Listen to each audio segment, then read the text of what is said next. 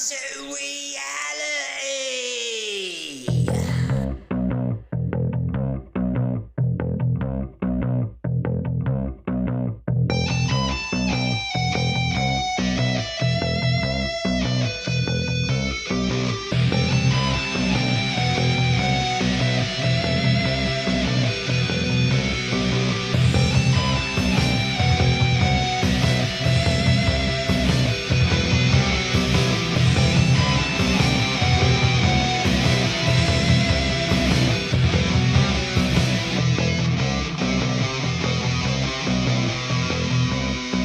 Welcome to reality. Good evening, ladies and gentlemen, or good day, wherever you may be. Welcome to the show in the know, reality, with Johnny Scab. Bjorn Skullhammer with a Bjorn. little bit of fish still in my teeth. He's got a bit of fish in his teeth. He's been eating fish. Bjorn likes his fish. It's come to my attention, actually Bjorn mentioned it after the last show. He said that I've been talking a bit too much nonsense lately on reality, and we might need to talk a bit more about politics, because it's not really reality, is it, if we don't talk Well, it's called reality, isn't it? So we've got to talk a little bit about reality. Yeah, so I do apologise for that. If I've been talking too much about ourselves and Limpy David and all that, you'll be glad not to talk about him anymore, won't you, Bjorn? Oh, fucking right, I would. Yeah. So keeping in line with the theme of more politics, I'm going to ask you a few questions, Bjorn, because I think the people out there, they know me. I've been in lots of things. I'm all over the world in TV programmes, in documentaries, but they don't know much about you. You're still quite a dark horse, aren't you? Well, I like to be a little bit mysterious, don't I, John? So what I'm going to do is I'll think of some political questions, and you can give a theological. Is it theological? Not theological. A philosophical answer. Okay.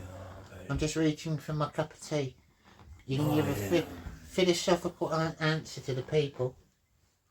I get more days sometimes when I'm more philosophical than others.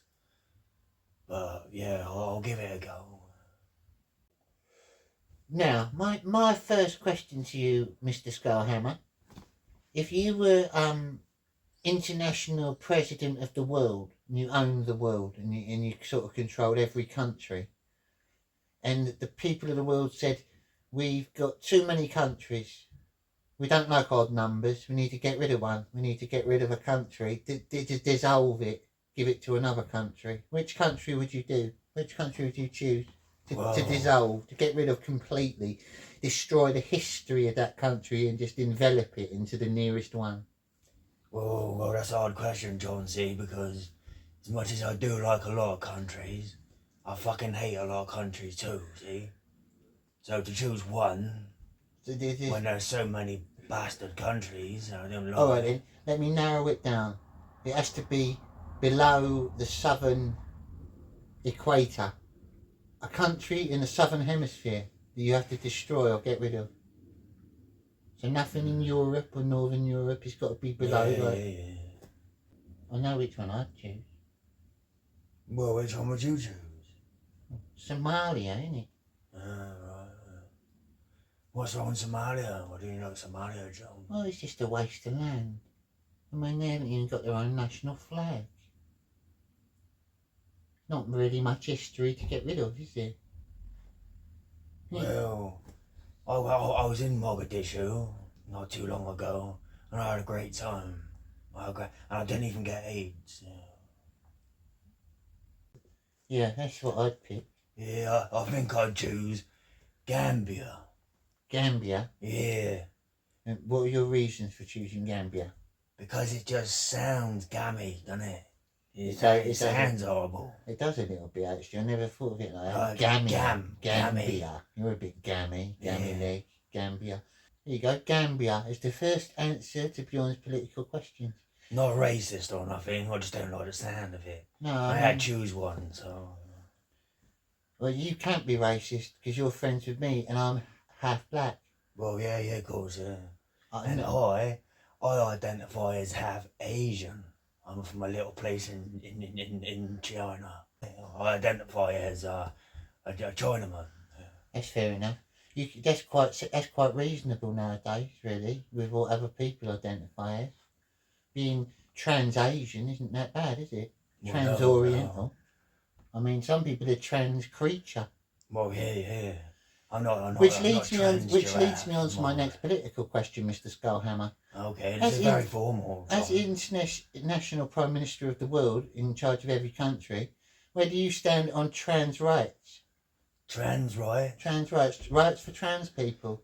Whoa, just in general, what do you want me to just to have a little talk about it? Well, anything specific? Imagining that there are no countries anymore because you've dissolved all the borders and you just own everything. Well, I wouldn't do that. Well, you wouldn't. But, all right, and you make up the laws in each individual country, however you want. That sounds good. Yeah. However you want to do it.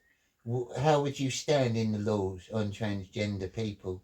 People wanting to become the opposite of what they are, what they're not naturally born to be, mutating themselves almost. Yeah, it's a tricky one, see, because I'm quite a libertarian, really. Like, I think people should do as they please, as long as you're not harming others.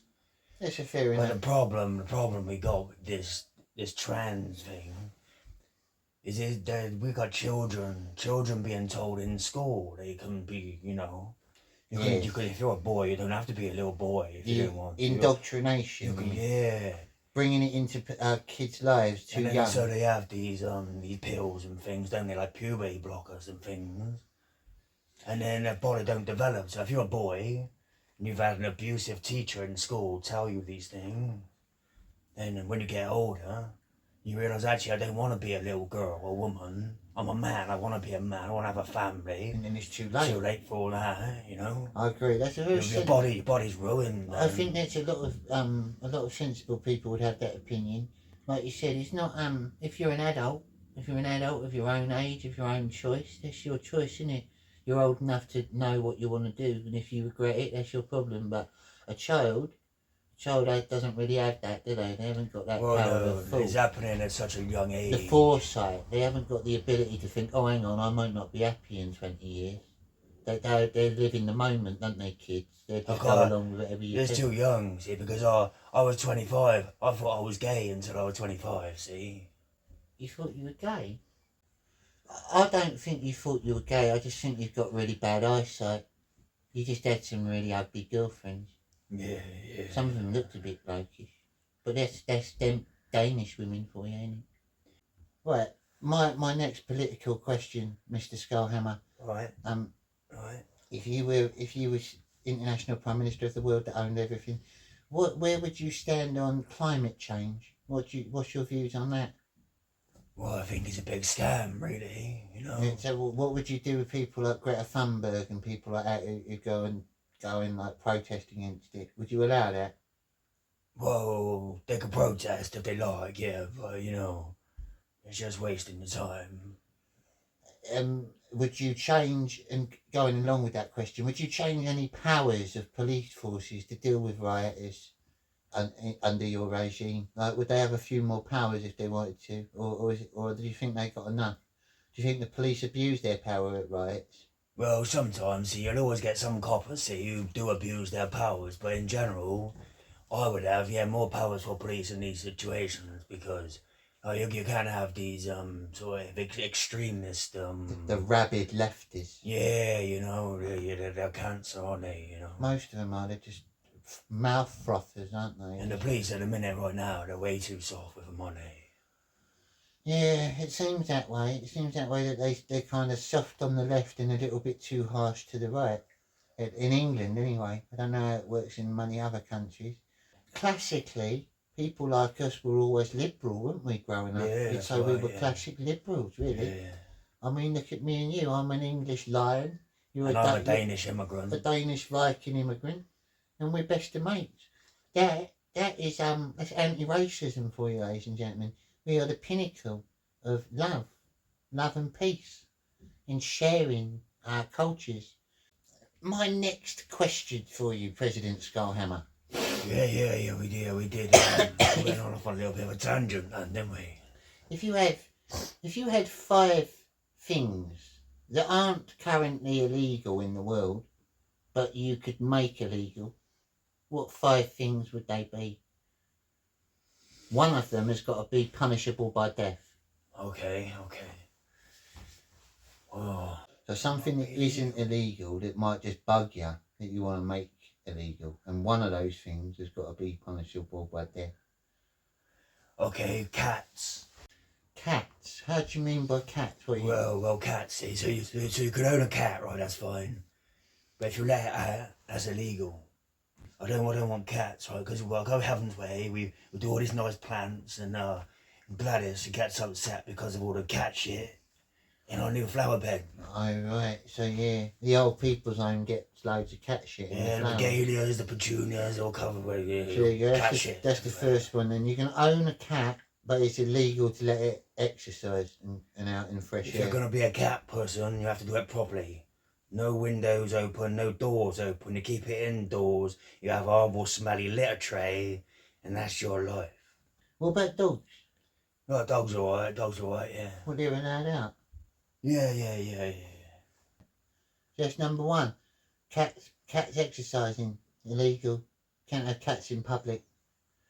What would be your next law? Well, ban the burqa. You can't cover it. You can't go around with your face covered.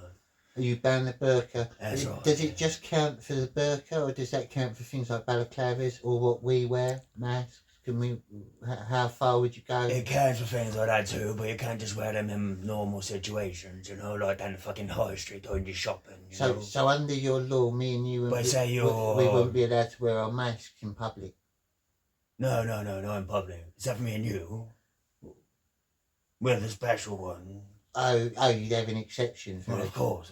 I suppose we'd be in charge. I make these laws, don't I? You say, yeah. Yeah. So in that you're president of the world. Yeah, well, there you go. See, so yeah. Well, I suppose I'll be vice president, wouldn't I? Yeah. I could help you. So yeah, it's okay for us. It's like, yeah, a bit like the Labour Party. I'd be like Vance. Do as I say, not as I do. You'd be like Trump, and I'd be like Vance. Yeah. I'd be like JD Vance. Yeah. That'd be pretty cool, wouldn't it? I'd be calling other countries commies. Like, you're run by a commie government, you cunt. Did well, didn't I, Trump? Yeah, oh yeah, you did, yeah. I can't do his voice. We'd be a brilliant team if I was Vance and you were Trump. We would rule the world. So we got cats, we got the burqa, banning masks, apart from us. Cool. We've got 3 more things, and one of them needs to be punishable by death. So it has to be quite bad, really. Right. You can't just say, like, people that wear Crocs, something like that. You read my mind, Tom. That was an example. You know you read my mind. It was going to be Crocs. It was going to be my next one, Crocs. No. Maybe we could do it like the cats. We can have them sort of in your house where nobody can see you, But not You in can't public. subject people to such obscenity. Yeah, I think that's quite fair enough. Just Crocs? Or can you wear normal sandals and things like that? I think we should do a chart, Like right? jelly shoes? When we make the law, we have a chart, like a guide. We'll have to put a bit of time into this, and we'll go through all the shoes that we don't like, and then we'll have this is the cut-off where the ones that we allow are above, and the ones that are just like Crocs and Dr. Martens, they're just, they're what they. Well, you get rid of Doc Martens as well. Yeah. Is that because they've been adopted by lesbians? Well, I didn't like my drama teacher, see. And she used to wear them. I used to Yeah, like, she was a big mean lesbian. but back in the 60s and 70s, they were quite cool, weren't they? All the punks and skinheads used to wear them, but then I guess it got taken over by Fat Butch, Poison Dart Frog. Yeah, this is it, yeah. And now it's like a symbol of the left. You're kind of right. Maybe we will have to ban Dr. Martens.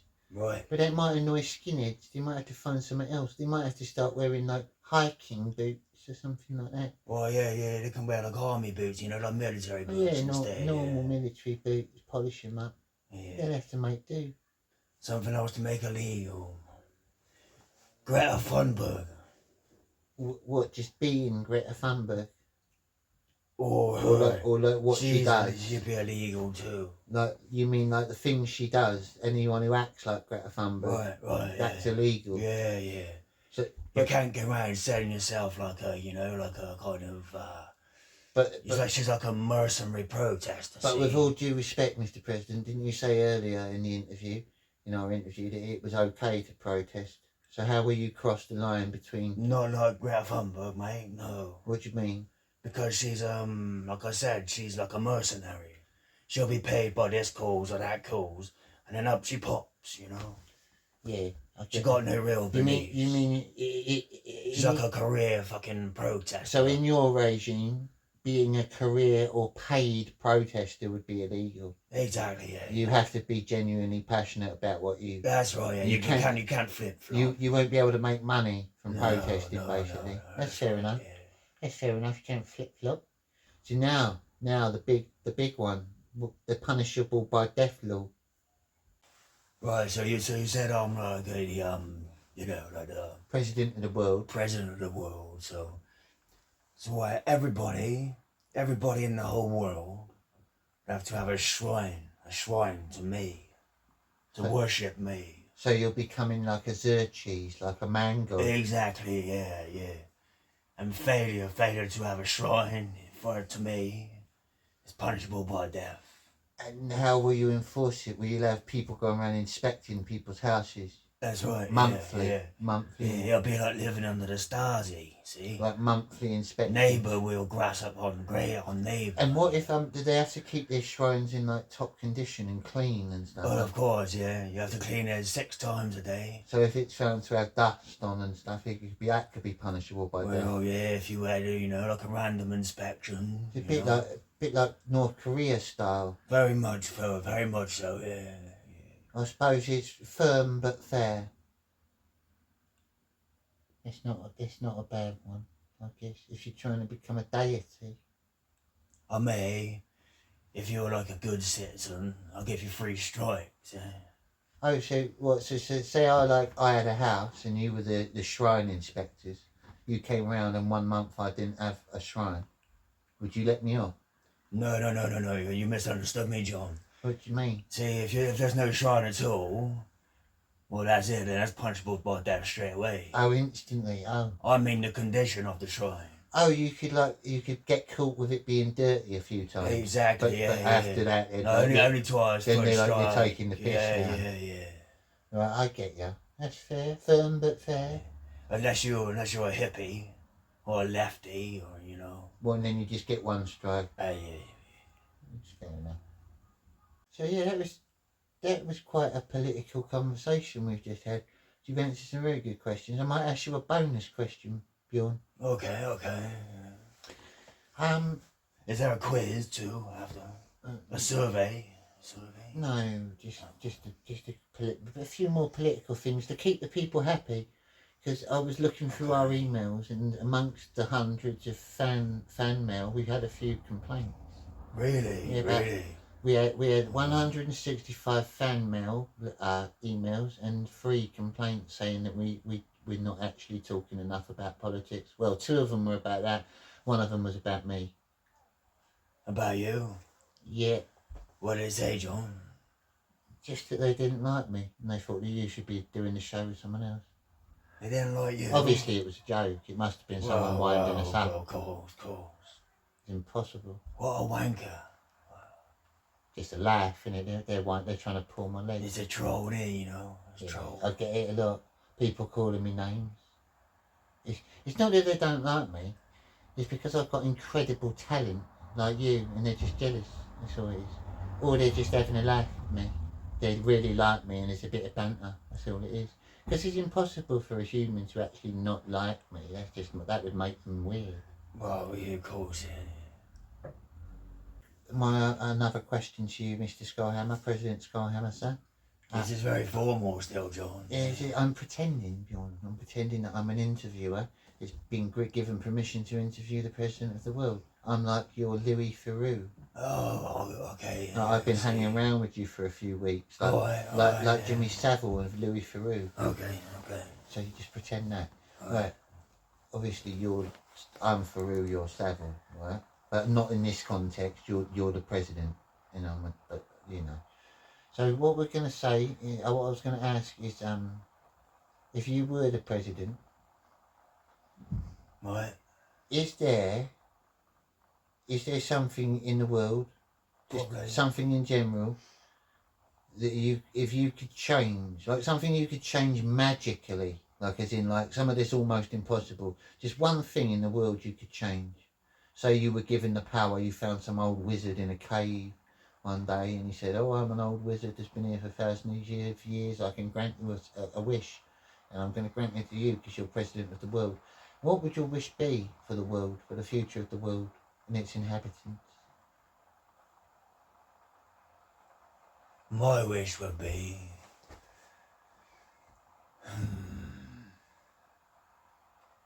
There's got to be something quite significant in it. I mean, you couldn't just say like, I wish it never rains again or something. Yeah, that's a fucking waste, isn't it, that one? Yeah. You got to really. It's See, quite. this is another hard question you give me. It is. It's like a genie question. Hell, You get one wish, not three, one. It makes it even harder, doesn't it? I'll have to get back to you on that one, John. Well, okay. Well, we'll come back. I need to contemplate. Okay, we'll come back to that later, ladies and gentlemen. In the meantime, let's break away from the political thing for a minute. I'm going to be discussing our box. Sorry about the background noise. It is very heavy rain tonight, and we're not in the bunker. We are in Scab Studios tonight, and I've got the window open because Bjorn's he doesn't like the smoke, do you, Bjorn? You've quit, haven't you?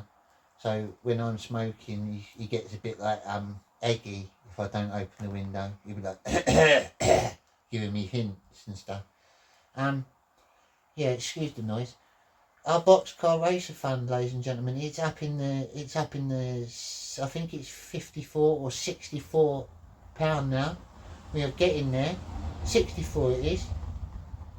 And yeah, it's getting there. We've got enough now to get the wheels and the axles.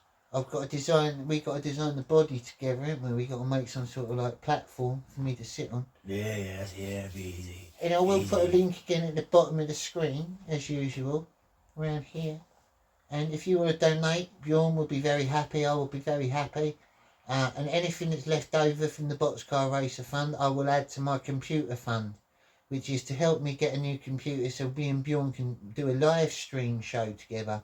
We can probably do live reality then, because it'll work better. So you lot out there, you'll get a whole new, brand new show weekly, live as well, so you can interact with us as we're doing it. That'd be hilarious, wouldn't it? You can actually talk to us and ask us proper stuff. So yeah, thank you. If you want to donate to that, it is at the bottom of the screen. And I'm not giving you the bird. I'm just holding that so it looks like Eminem. Yeah. Do you know Eminem when he puts his finger up? Have you always noticed that Americans, right? They lift these fingers up like that. Yeah. Weird, isn't it? Yeah, it's a bit. They go like, yeah. Can't really get used to it. Yeah, it's weird. I don't know why they do that. In England, ladies and gentlemen, when you're giving the middle finger, it says you put these other fingers down as low as possible.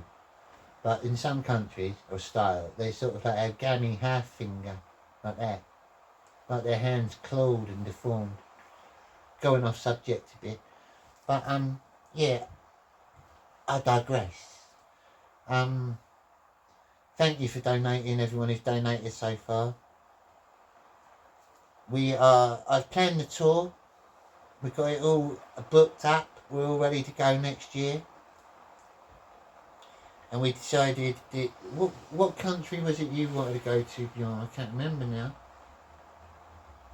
I can't remember what one you picked. Oh, it was, I'll forget myself now. I picked Laos. I've got it all written down anyway. I booked it all up. I picked Laos, because Laos has really been interesting to me throughout my life. I was a big fan of King of the Hill, and I like the little Laosian man on there.